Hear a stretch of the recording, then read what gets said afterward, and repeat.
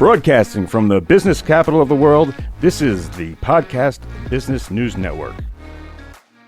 We are joined by Kerry Tice, the owner of CircuSoul Yoga, based out of beautiful Florida, but obviously offers virtual classes everywhere around the world. Welcome back, Kerry. Would you mind introducing yourself and company?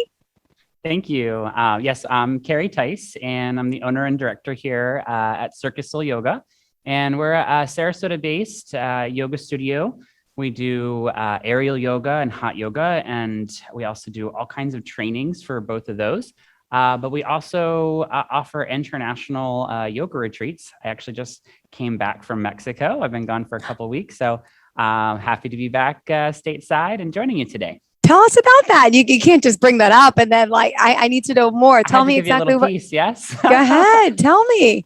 So we did a week in Puerto Vallarta, Mexico. Oh, wow. And our retreat center was just absolutely fabulous.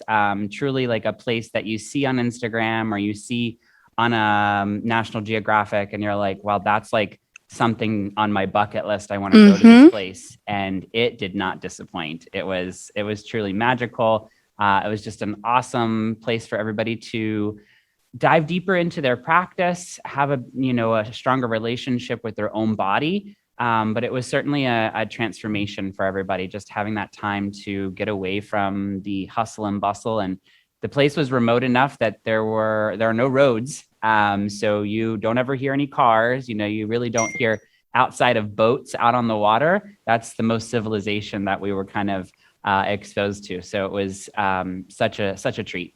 Great. Well, it's exciting to have you back here today. What do we have in store for our listeners? Your area of focus for the day is? It's going to be Yin Yoga. And kind of wanted to start a little bit, kind of giving a little bit of a preface and a little bit of background, because I think without that, maybe it doesn't even make any sense what it is that I'm talking about. Okay. Yeah. So Yin Yang or Yin Yang, right? A lot of people kind of say them a little bit differently, but Yin and Yang or Yin and Yang are really a way or a context at looking at things more than they are that one is a complete opposite of the other. Because without the context, there is no Yin, there is no Yang. So if you look in the context of something being very still versus moving. So if we were sitting in maybe meditation or even sleeping, right? That would be very yin. That would be on the very yin side of things, kind of over here in the blue side of stuff. Oh, okay.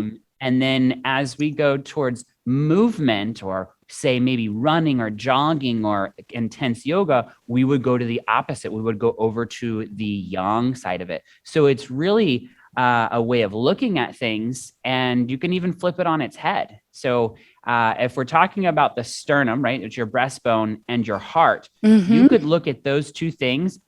They could either be yin or yang, depending on what you're looking at. So things that are moving, just like in that context I was talking about before, things that move are yang, right? And things that are still are yin. So in that context, our breastbone or sternum would be the yin object, and the heart would be the yang object. The moving object, right? And, the breastbone doesn't really move much.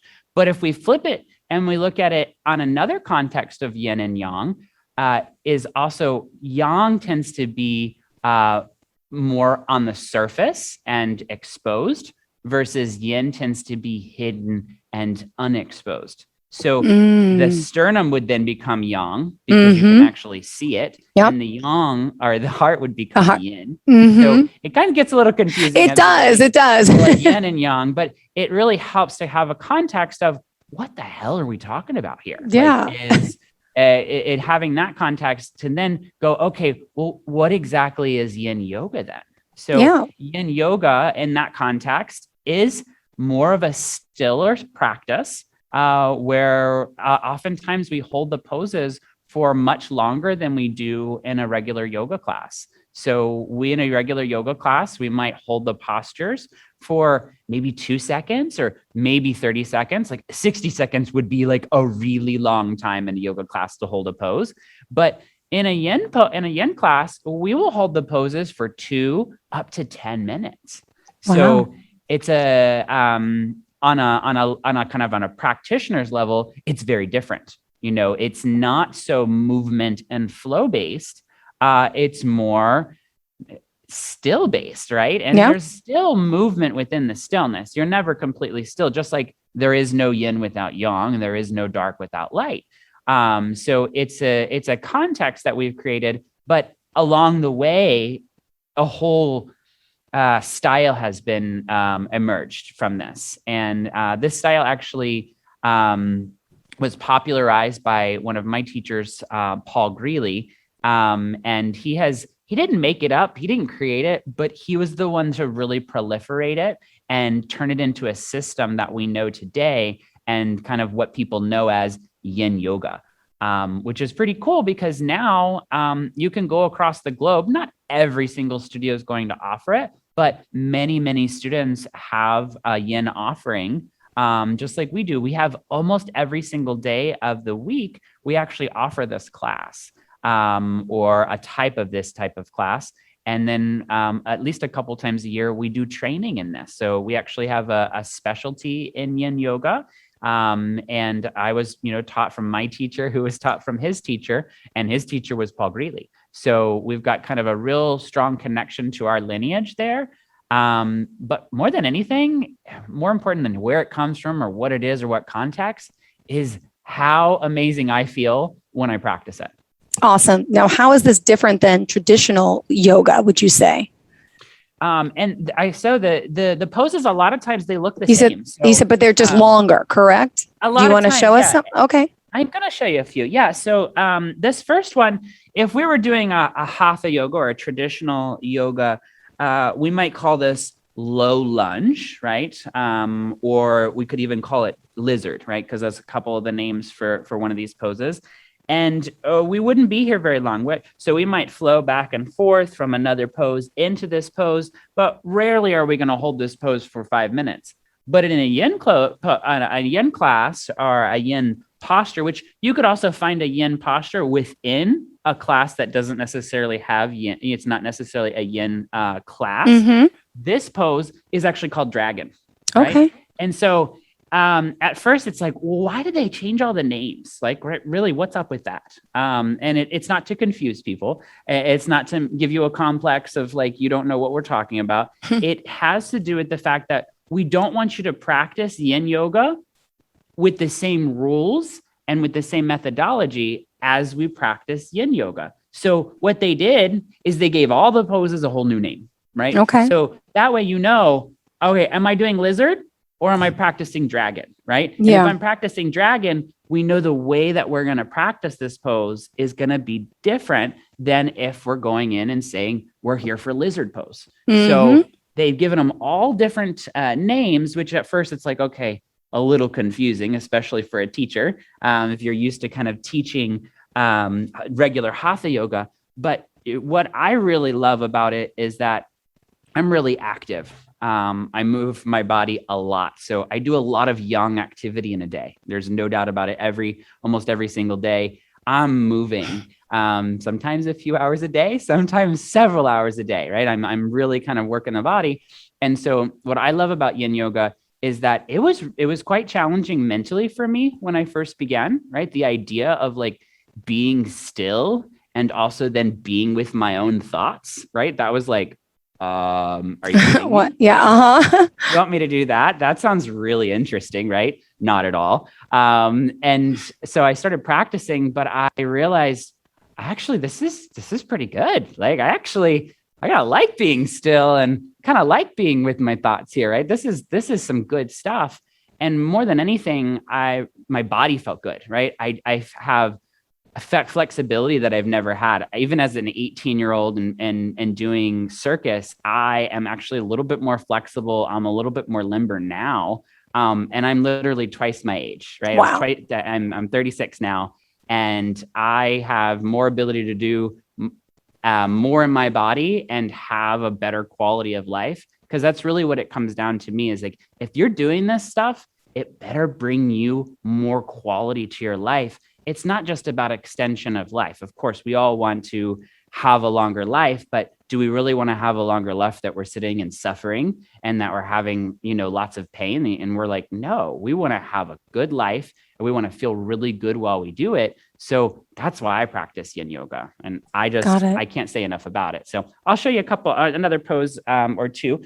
So I think one of the other biggest difference between a lot of forms of exercise and yin yoga is that yin yoga is not aesthetic. So it's not about what it looks like, right? So you might be in a class doing your posture. Let's say you're doing your pose and you're doing this half Hanuman or half split pose. Well, your pose might look like this, right? Where we have the front leg extended and you're folded over. Well, your pose could also look just like this, where you're laying on your back and you're drawing the leg into your body, because since it's functional, it's not about what it looks like. It's about what it feels like. And right now, the function of this you're pose working is to stretch my hamstrings. Yeah. Right? And to that way did too. Okay. Of the thigh, right? Okay. Which we know causes all kinds of agony when they're not happy, right? True. We can have sciatica, we can have back pain, just so many things. But we have all these different ways, right? This next pose is called happy baby, right? And you may have seen it in a regular yoga class, right? We're holding the feet just like as if you're getting a diaper change, right? Yeah. That's exactly where it's come from. And the functional objective of this is also to open up the back of the hamstrings. So whether you're doing happy baby or you're doing this straight leg strap pull where you're pulling the leg in to get that stretch on the hamstrings, or you're doing the pose that I showed in the beginning, it really doesn't matter because the function is the same. So once you start to learn that there are 7 archetypes, there are only 7 poses, and then there are all these variations from each of the different poses. So that pose is what we call the dragon. It's part of the dragonfly archetype. So one of the ones I, of course, didn't show you, but legs wide like this and having the feet extended, having the legs extended is affecting the same tissues. I feel it. I'm in my chair, but I'm doing this. You're feeling this pose right now for sure. And so what's cool about it is that there's no right way to do the pose. So if we're functionally stretching those particular parts of the body and that's where you're feeling it, and you're able to be there and be relatively still and also breathe, right? Because if you can't breathe, you're not doing yoga. So that's part of the kind of one of, several of the rules is like, you got to be able to be there, be in a place that's maintainable, and also be able to breathe. So this pose is the same as the other 3 poses I showed. But if you look at it from the outside, you're like, that pose isn't the same. It doesn't look anything like that. It's working those hamstrings. Yeah. Working the hamstrings. Yeah. Okay. So that's what's cool about it is that every pose has a functional objective. So for you, your pose may not look like this one. We can modify this pose. So we could take one leg in and then take it over here. And a lot of people, that wide leg posture might not work for them, right? Especially if they got tight hips or they're not used to moving or kind of being in this type of situation. We're able to provide a variation for every single unique body. And like, how amazing is that? That like, of course, we're all unique, but now we have a yoga practice that actually meets us where we're at in our own body. And that's what I love about it, because I've got a lot of range of motion. Not everybody does. Yeah. But we all have tightness, right? We all have tension in our body. There's no doubt about that. It's part of being human, right? Got it. But what we can't just leave it there, right? We can't just be like, okay, well, I'm just getting tighter as I age and it is just the way it is. It doesn't have to be. The practice of yin yoga is so powerful that it actually begins to hydrate the tissues that you're affecting. So when we work the posture, we're creating a little bit of stress in the hamstrings, but our body works on response to stress, right? That's actually how our immune system is activated. That's how our maintenance system is activated, because if we don't actually stress parts of our body, the body thinks, well, you're not using it. So it actually begins to atrophy. Think about if you get a cast or you spend several weeks in a hospital bed, right? Your muscles quickly deteriorate because your body breaks it down. So such an important part of living a healthy life and feeling good in this body is taking care of it and having a regular maintenance routine that provides more than anything, hydration. Got it. And you also brought up something that's called modern meridian theory. Could you explain that? I know it's something else you wanted to touch upon today. Yeah. So we have these things called meridians in different places. They have different names for them. We really don't have kind of a good name for it in the Western world, because this is very much it is based in traditional Chinese medicine. So these meridians, or from Ayurveda, right? These a very ancient medicine. So we have this idea that we have energy lines running through the body, right? They run up through the front of the body, they run along the side of the body, they run along the back of the body. And so for each functional group, right, we said we have 7 archetypes. And I was talking about, we'll go back to the dragonfly because it's familiar. So we have the dragonfly pose. Well, okay, so question is, what is the functional objective? And we said, okay, it's hamstrings, right? Of course, it's getting into the adductors too. But if you look at the hamstrings, the energy lines that run through those are the kidney and the urinary bladder channel. So these meridians run energy through the body. And each of the different meridians is connected to a particular organ or an organ pair, right? And our organs have more functionality than we could ever imagine, more than the 12 organ systems that they teach us over here in the West. When you take anatomy, of course, we have our cardiovascular system and our skin, our integumentary system, and we have our nervous system. We have all of those different systems. Well, what they don't tell us over here, mostly because we don't know, is that your kidneys do more than just filter your blood and create urine, right? Of course, we know that is a huge function of what kidneys do. Yeah. Every single organ also helps us to process emotions. So on an emotional level, in traditional Chinese medicine, they believe that all disease begins with an emotion or begins with a vibration, and then gets stuck in a tissue or gets stuck in an organ, right? And without having that properly cleared, it becomes disease or becomes cancer or becomes, all these myriads of things that we're dealing with in over here in our country. So what's really cool is that it's kind of like going and getting an acupuncture session, because it's working on the same systems, but it also, you're getting that yoga. So I feel so good, right? Sometimes while you're in the pose, I'm not going to lie, there's some discomfort, right? You're like, okay, this is interesting. Yep. And you want me to stay here for how long? Okay, that's really interesting as well. But then when you come out, there's this thing that we call the rebound. So as I come out slowly, like I'm 108 years old, usually what I would do afterwards is I either would lay down or I would come into a position where I could be very still and relax. And when that happens, it's actually pretty dramatic. Like the feeling in your body can feel achy. It can feel like a warming sensation. It can feel like a cooling sensation, but you definitely feel like something is going on. Even if you don't have words to describe that something, you can feel internally like stuff is happening. Things are moving.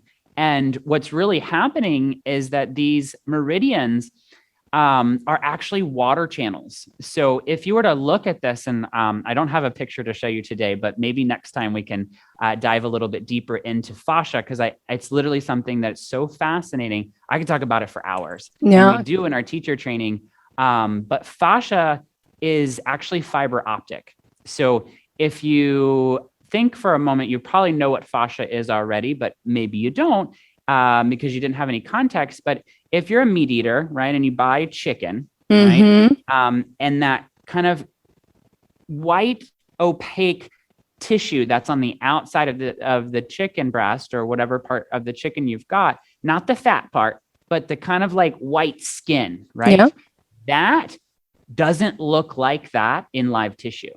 It actually is more clear, and it actually conducts electricity just like a fiber optic cable. So I'm sure you guys know about, like Fios versus cable internet, right? Cable internet runs through the metal cable. Well, whereas Fios or fiber optic, it runs nearly the speed of light, right? Because it's conducting electricity and light. So you have a system in your body that is communicating at a rate much faster than your neurons can make a communication between your hand and your brain. So we have this system that is incredibly intelligent in the body that we know very little about. But your kidney is talking to your other organs. Got it. At a rate that's faster than what your brain can even logistically take fathom care of. that. Yeah. Fathom this, right? So, and they've known this kind of stuff for many years, right? This is part of a tradition that we're borrowing on to then create a yoga practice that utilizes these methodologies and these theories and this whole theory of living well to keep the tissues flowing. And so that literally a lot of times what happens when we have dis-ease is that these channels, they actually run water. So they're actually like tubules. They're small, tiny little tubules that are hollow, kind of like a straw. And if you look at them and you see light, they will reflect the light, right? Just like a prism. And water is actually traveling inside of these channels. So when we say you need to stay hydrated, it's not just an importance of like having the liquid in your blood. We actually have liquid in all of our tissues, right? You gotta I gotta get my water. I forgot.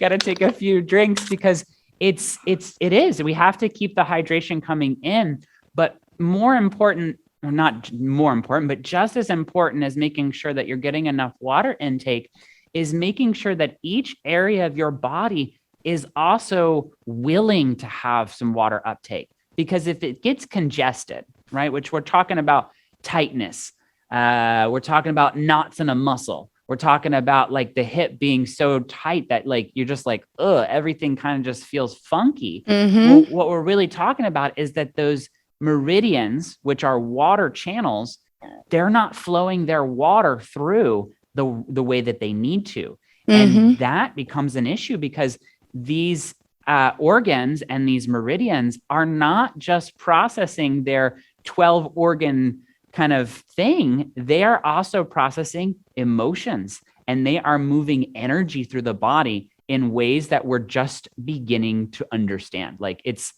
so cool that like what we're going to learn in the next 5 years from myofascial research is it's going to completely, it's going to redo the way that we see surgery. It's going to redo the way that we see medicine because we know so little about it that we've just assumed that it was just this tissue, this organ of form, if you like. But what we're realizing, and some say that this may be the tissue that holds consciousness. So it's a lot. Yeah, there's a lot of information there.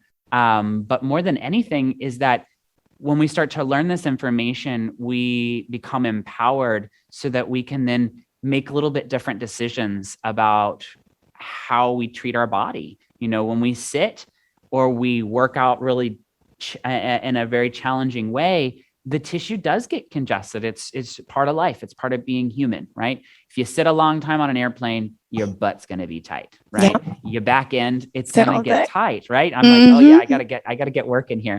So last little pose I'll show you is because I've been in the airplane a lot. Oh yeah, clearly Puerto Vallarta. All the cars, it was a huge feat to get back on Saturday. But what I was doing along the way, I had about an hour at the airport where I had nothing to do. I actually sat down on the floor, set up my stuff on the chair, and I just sat and did yin yoga. And you know what parts I took care of?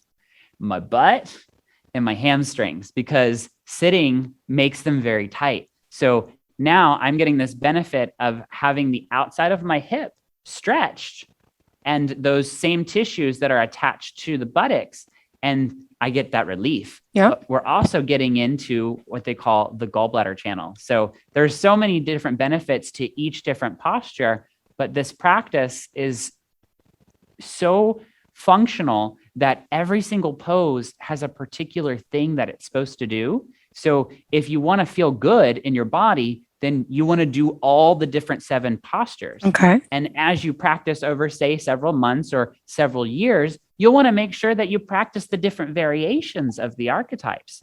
And if you do that, I'm telling you, you're going to feel better. Great. And we're just about out of time, Kerry. Would you mind sharing the best form and all forms of contact for you and just sum up today's show?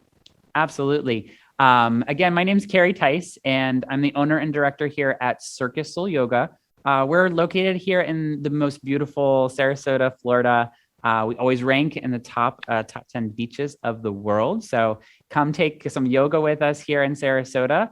The best way to get a hold of us is through our website at CircuSoul.com. That's circus and soul, but they only have one S, so it's CircuSoul.com. And you could also give us a phone call at 941-922-9642. And we are going back to Mexico in January.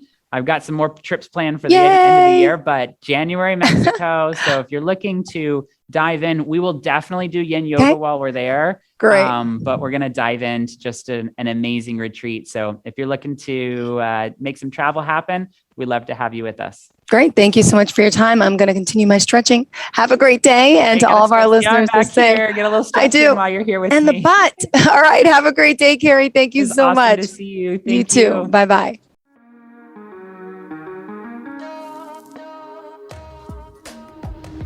Broadcasting from the business capital of the world, this is the Podcast Business News Network. For nearly 2,000 severely injured veterans, everyday life has become filled with barriers. Day-to-day simple tasks can become pretty daunting. I have to carry my chair up 2 flights of steps or have somebody do it for me. What scares me the most is just the falling. When I'm struggling with my house, I think, to have that one great barrier just knocked down, it's crucial. Home for Our Troops is a wonderful nonprofit that builds a mortgage-free, fully adaptive, handicap-accessible house. And there's no catch. It'll be our very first home that we've ever owned. This is a game changer. This is where your life begins again. We need you to join us in completing this important mission. Please visit hfotusa.org and help build homes and rebuild lives. Because of you, everything's going to be okay.